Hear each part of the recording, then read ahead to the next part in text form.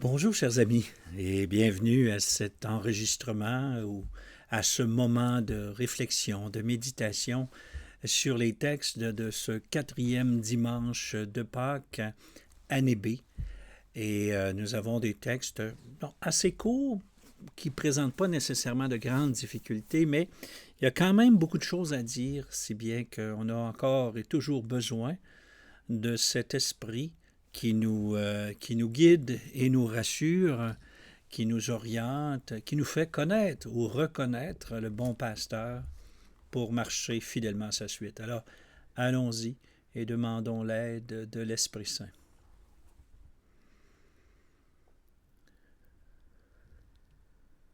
En ce quatrième dimanche, Seigneur, tu nous invites à reconnaître le bon pasteur et à le suivre. Tu nous invites aussi à reconnaître ceux qui ne conduisent pas à toi ou qui ont d'autres intérêts que le bien de ton peuple. Finalement, tu nous appelles à rester groupés autour de toi, afin qu'ensemble nous puissions te rester fidèles et entrer dans la voie que tu nous ouvres si largement dans ta personne. Aussi, Seigneur, conduis-nous, apprends-nous à nous laisser conduire et fais-nous la grâce de toujours célébrer ta bienveillance. Par Jésus le Christ, notre Seigneur. Amen. On est prêt? On y va? Allons-y. Premier texte des Actes des Apôtres, chapitre 4.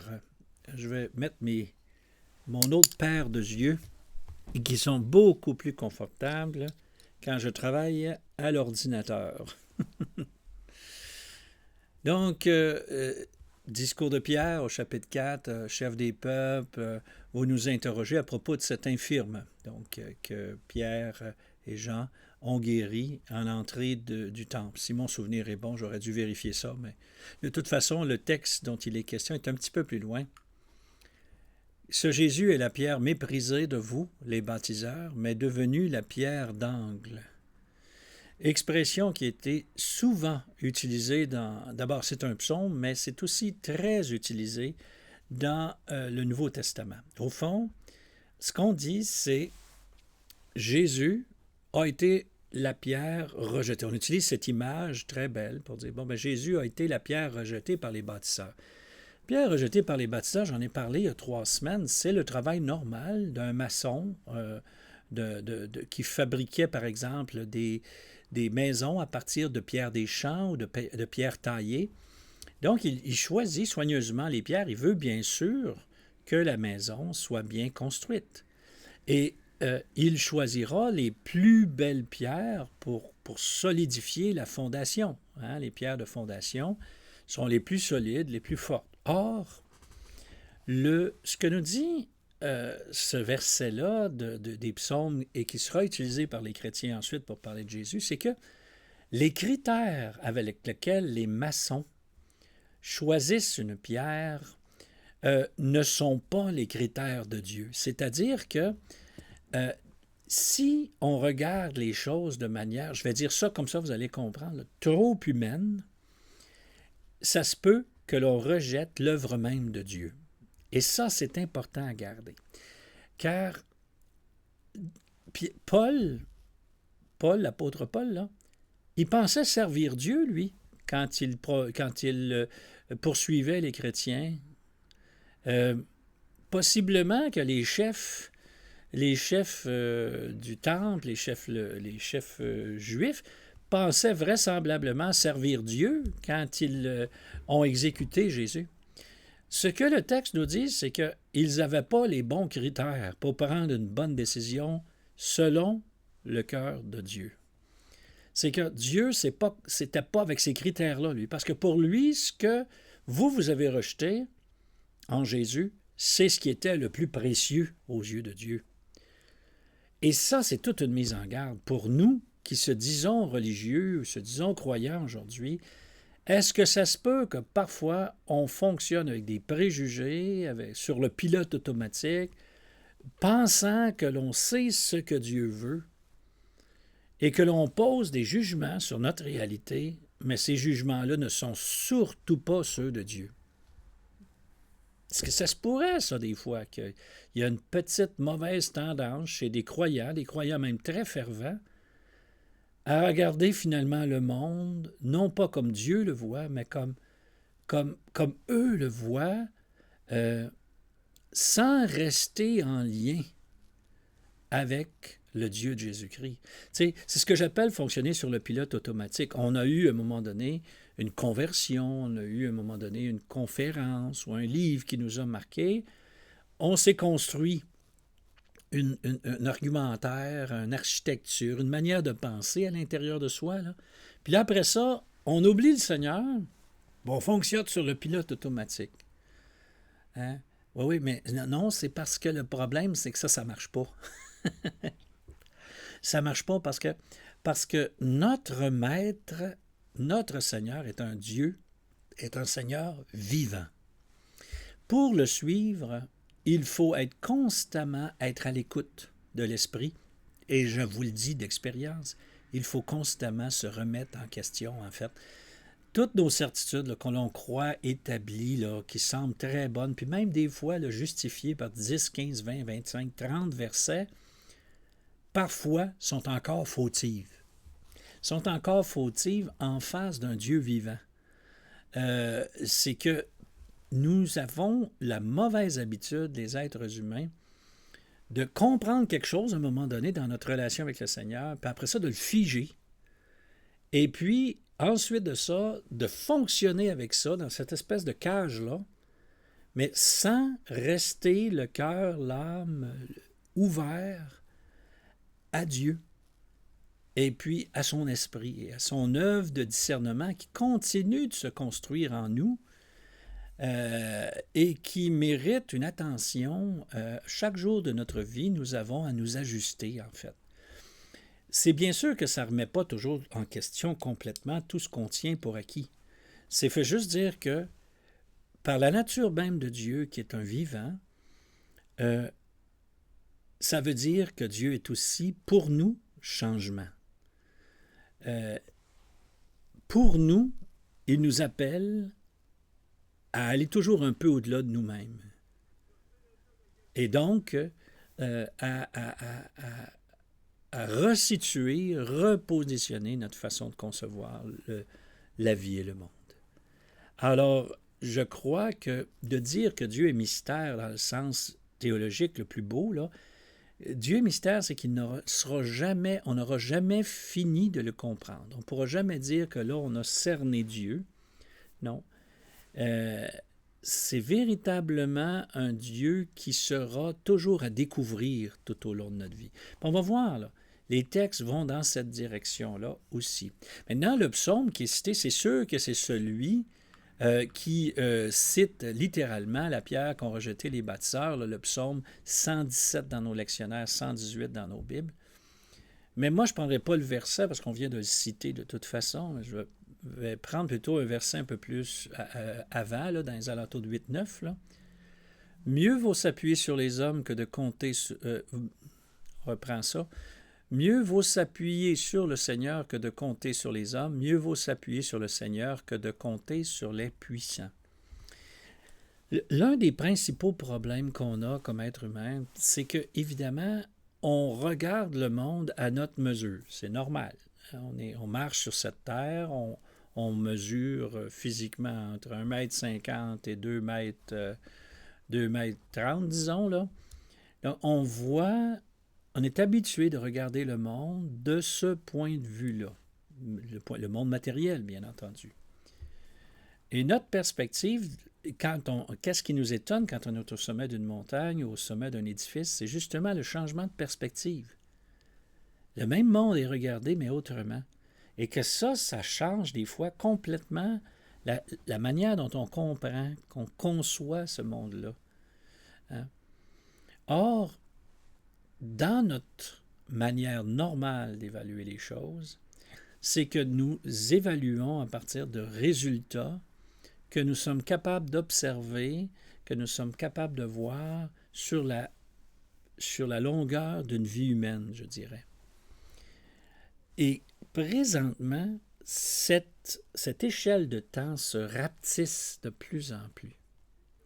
Les gens veulent avoir des résultats très rapides. Tant et si bien qu'ils tirent vite sur la gâchette. Et puis, si ce n'est pas dans l'immédiat que les résultats arrivent, ben c'est comme s'il n'y en avait pas de résultats.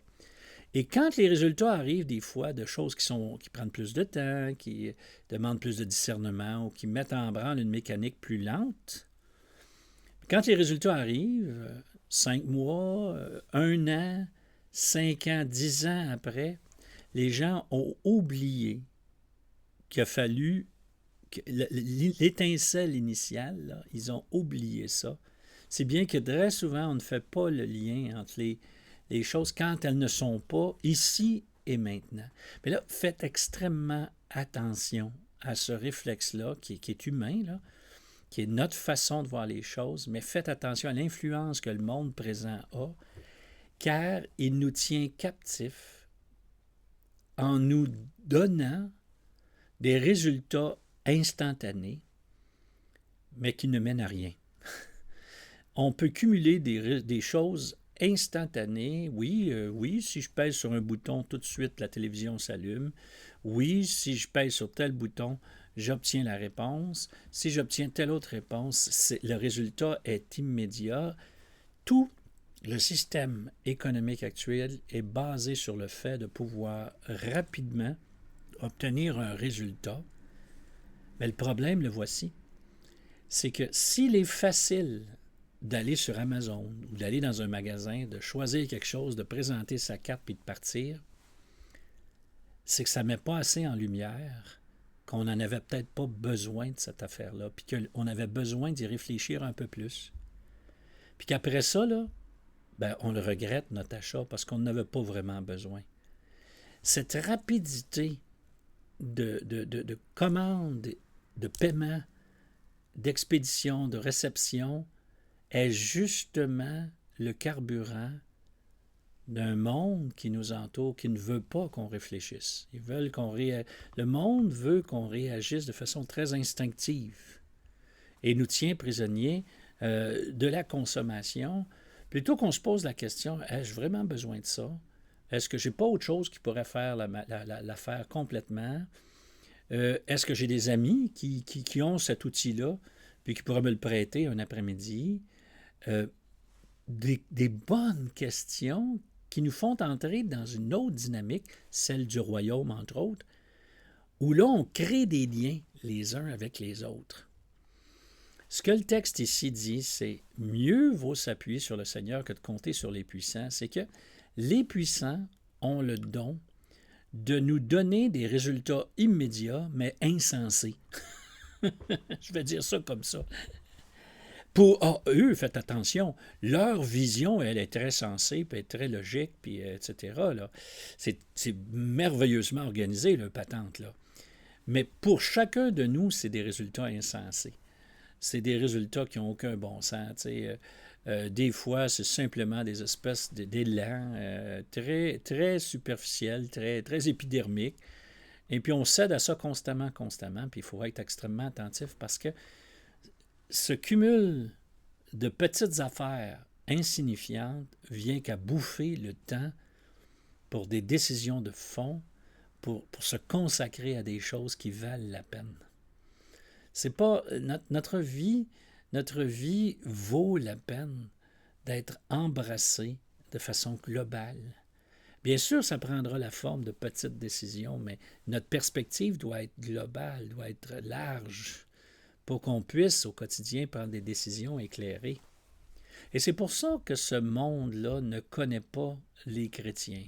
Les chrétiens convaincus, là, qui vivent vraiment selon le règne de Dieu, selon la relation fondamentale avec le Dieu de Jésus-Christ, quand quelqu'un vit profondément dans ce lien-là, l'actualise, lorsque Dieu devrait vraiment dans nos vies un partenaire, puis les évangiles nous parlent souvent de ce lien filial, on va être présenté comme enfant, ou dans le cas de l'évangile comme brebis. C'est certain qu'il y a des gens qui peuvent utiliser ces images-là pour nous maintenir dans un infantilisme. C'est vrai, ça. Il faut être attentif à ça. Les chrétiens, là, soyez attentifs à ça. Là. Des fois, là, on valorise, on glorifie c'est correct que l'on dise les petits, car les pauvres et les petits ont compris mieux que les sages et les savants. Ça, c'est très bien qu'on parle de ça. Car des fois, il y a beaucoup de savants qui se pensent bien fins, puis qu'en réalité, ils passent à côté de choses essentielles. C'est tout à fait ça. Mais attention à glorifier le fait de rester, non pas de cultiver le cœur d'enfant, la candeur, la fraîcheur, la confiance. Ça, c'est une chose. D'être imbécile, d'être enfantin, épidermique, puis de ne pas être capable d'être responsable de ses décisions, ça, c'est pas positif du tout. Puis ça, c'est pas ça que Jésus encourage. Là. Le monde ne nous connaît pas, ne connaît pas les enfants de Dieu, parce que les enfants de Dieu, ceux qui ont un lien vital, un lien profond avec le Dieu de Jésus-Christ, ne se comportent pas comme le monde. Et donc, il y a quelque chose dans le comportement des chrétiens qui n'est pas payant, qui n'est pas efficace, qui n'est pas... Non, il y a quelque chose dans la façon de se comporter un chrétien qui est très mal perçu et jugé par le monde présent. Puis il faut juste accepter qu'il en est ainsi, puis ne pas trop s'inquiéter, car ce monde a le don de nous présenter en absolu des choses qui sont complètement éphémères et qui, à long terme, sont insignifiantes. Rester le cœur branché sur le Dieu de Jésus-Christ, sur le royaume de Dieu, va nous amener à faire des choses qui ne sont pas du tout à la mode, qui ne sont pas du tout dans l'air du temps, mais qui, à long terme, sont, permettez-moi l'expression, à long terme, sont très payantes. En ce sens que, quand on revise notre vie après ça, on se rend compte qu'on a pris de bonnes décisions au bon moment, on n'a pas cédé à l'air du temps, on a plutôt gardé bien clair ce lien filial avec Dieu, le fait d'être fille, d'être fils de Dieu, et que ça nous donne un horizon qui n'est plus matériel. C'est un horizon où le matériel traduit une vision spirituelle. Vous savez, j'ai des gens là, qui mettent en opposition l'engagement social puis la contemplation. Alors qu'en réalité, le disperseur, c'est ça son travail, là. Comme on va le voir dans l'Évangile de Jean, au chapitre 10, là, hein, le loup s'en empare et disperse le troupeau. Là. C'est que la dispersion, la séparation, la dispersion, le fait de diviser les gens, de les maintenir dans seuls les rangs, complètement malléable, manipulable et bouffable pour un loup. Le troupeau rassemblé sous la conduite du bon berger, c'est ça qui fait que tu peux résister au loup. C'est ça qui fait que tu... Mais si tu n'es pas à la suite du bon berger, si tu n'as pas ce lien filial ou ce lien berger-brebis, c'est qu'en fait, tu vas te faire disperser et bouffer tout rond. Et ce matin, au déjeuner, on posait cette question-là. Il dit, comment ça se fait que les grandes compagnies comprennent très bien que tes stratégies, tu dois les évaluer, tes stratégies, tu dois les réaffirmer, que tu dois réunir tes employés régulièrement pour leur rappeler certains repères, en ajouter d'autres, etc., etc. Le monde sait qu'il faut faire ça, mais les chrétiens, ils ne savent pas, eux autres. C'est comme c'était naturel d'être à la suite du Christ. C'est naturel. Tu n'as pas besoin, alors qu'en réalité, tout porte à nous disperser, puis à nous diviser, puis à être très individualiste. Alors, ce qui veut dire que quand on dit que Jésus est le bon pasteur, c'est certain que ne faut pas céder à l'autre, je dirais, à l'autre défaut, là, vous savez, quand on dit, ah ben, ils suivent le troupeau, tu sais, ça veut dire ça, ils ne se posent pas de questions. Oui, tu suis le troupeau, quand tu suis le troupeau je dirais, d'un mauvais pasteur, si tu suis le troupeau en étant complètement sans aucun sens, par exemple, un sens critique, tu donnes à des êtres humains ce que tu devrais normalement donner à Dieu seul. Hein? Il y a des gens qui se sont livrés à des pasteurs, à des gens, à des personnes charismatiques, sans aucune réserve, comme si ces personnes-là, ces êtres humains-là, étaient Dieu. Ben non, ils ne sont pas Dieu. Ce sont des bons pasteurs dans la mesure où ils conduisent vers le vrai Dieu de Jésus-Christ, là. Et donc, cultiver un sain sens critique, c'est pas du tout négatif, puis c'est même pas un manque de confiance, pas un manque de foi.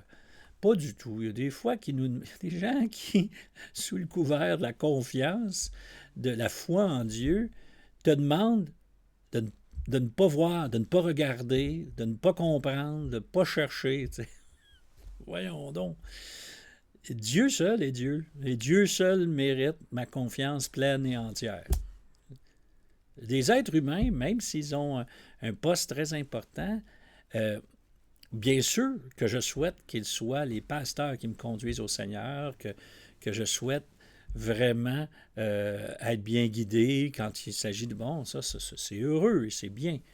Mais ça ne veut pas dire que je donne aux êtres humains la place qui n'est à Dieu seul.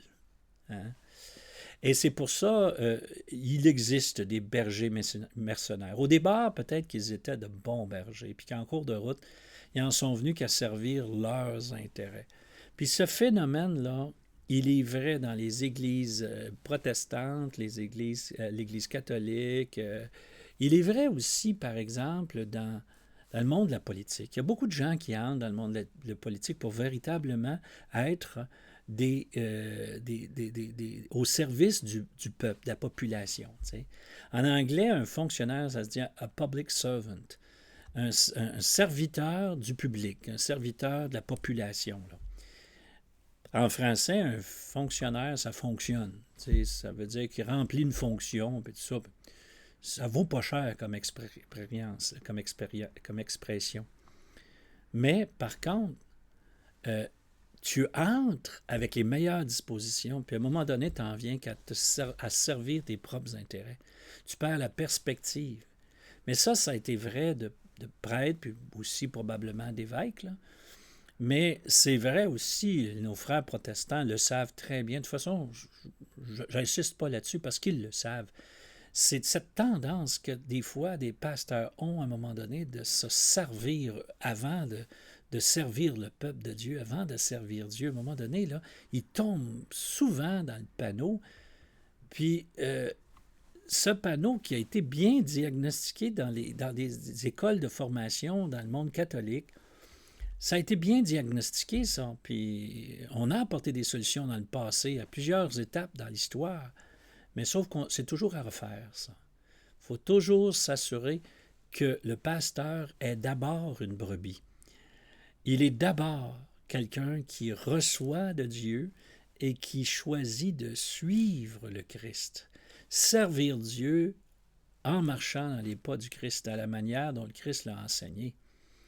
Et donc, le pasteur doit accepter d'être brebis, doit accepter, par exemple, d'être éclairé par un bon accompagnement, doit accepter d'être enseigné par l'Esprit Saint pour lequel il demande d'avoir la lumière dont il a besoin. Il a besoin d'aller de temps en temps faire le point sur sa propre vie. Le pasteur doit être d'abord une brebis devant le maître et se laisser construire, se laisser réconcilier, se laisser renouveler.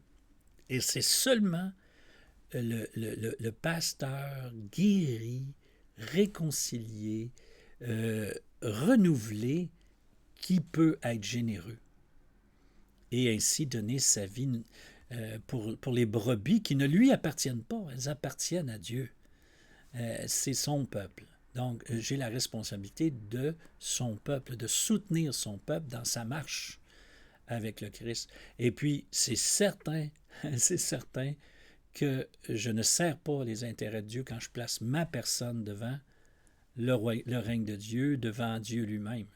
Quand je prends la place, quand j'usurpation, l'usurpation de la place de Dieu est assurément l'une des plus grossières erreurs. Oh, on ne le dit pas comme ça, mais on fonctionne parfois comme ça.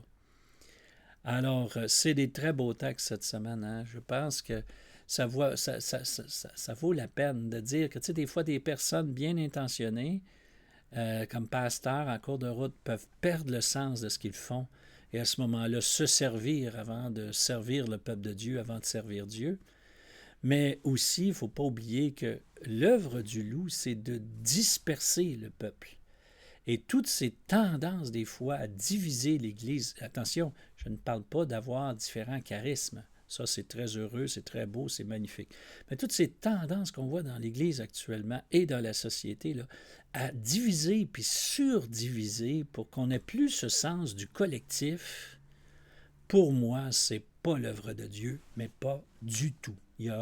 On ne justifiera vraiment, on ne réussira pas à me faire croire que cet esprit de clocher, de division qui règne actuellement vient de Dieu.